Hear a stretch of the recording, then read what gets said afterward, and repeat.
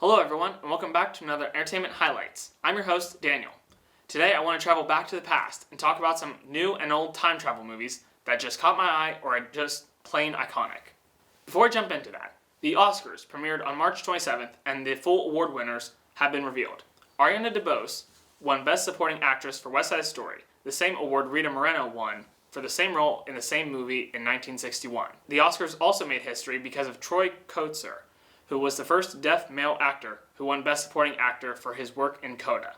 Encanto won Best Animated Musical, while Dos Oruguitas, the Encanto song nominated for Best Original Song, lost to Billie Eilish's No Time to Die. Best Actor went to Will Smith for King Richard, moments after his incident with Chris Rock. Best Picture went to Coda, which stands for Child of Deaf Adult. Some films I feel did get snubbed in the running and final votes. The Oscars have nominated Spider-Man No Way Home for 2 fan voting categories, and Spider-Man lost in both to 2 different Zack Snyder films. And somehow Amazon Prime's Cinderella was number 2 on the list for fan favorite film. How that happened, I don't know, because all the hype was definitely on Spider-Man, much less Cinderella. No one has talked about that film since it has released. Nevertheless, this year's Oscars have me wanting to check out some of the new films, such as Coda or Dune, and makes me wonder what will be nominated for it next year. On March 11th, Netflix released one of their newest movies named The Adam Project. The Adam Project tells the story of Adam Reed, a time traveler in the year 2050. While trying to get to 2018, he travels back to the year 2022 and runs into his 12-year-old self. After discovering the future has been messed with, both Adams must team up to save the future. The cast is pretty well stacked, including Ryan Reynolds as older Adam, Jennifer Gardner, and Mark Ruffalo. I thought this movie was pretty great. I found it both funny and entertaining.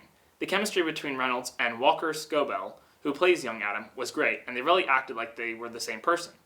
The film was directed by Sean Levy, who also directed Free Guy, and is in talks to direct Deadpool 3, all of those movies with Ryan Reynolds.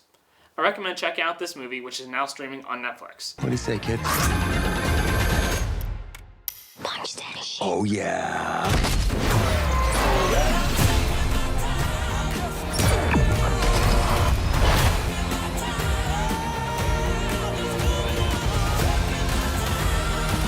I spent 30 years trying to get away from the me that was you. And I'll tell you what.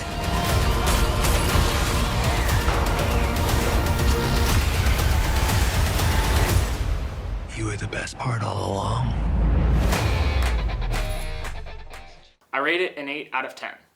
The next time-traveling series is one of the greatest movie trilogies of all time. Back to the Future tells the adventure of Marty McFly and Doc Brown, who travel from the present to the past to the future in a high-speed time-traveling DeLorean. The story begins in an experiment gone awry that sends Marty back to 1955.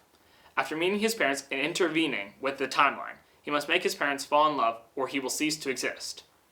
The second movie shows Doc and Marty traveling to October 21st, 2015, more on that later, to stop Marty's son from being arrested.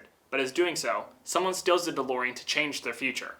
Marty and Doc must revert their future back to normal if they are to see their normal lives again. In the third and final film, after Doc gets unexpectedly sent back to the Old West in 1885, Marty finds out he is killed. So Marty has to travel back to the past to save Doc and bring them both back to the future.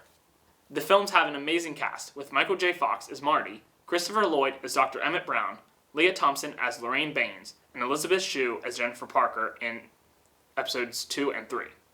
This movie series has continued to grow in popularity since the film's release in the 80s, and have been called some of the greatest movies of all time.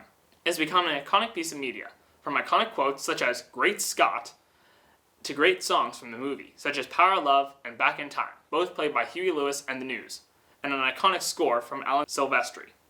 The DeLorean has also become very popular in cinema history, becoming a very well-known car with everyone recognizing the signature flux capacitor and the well-known time circuits, and Mr. Fusion.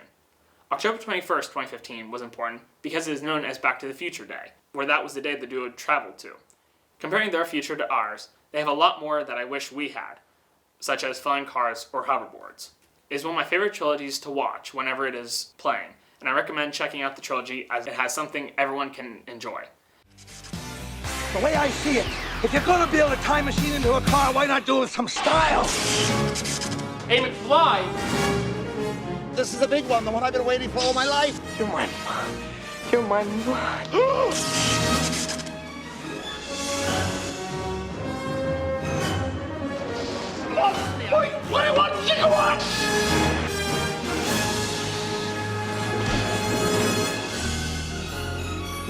Marty, we're sending you back to the future.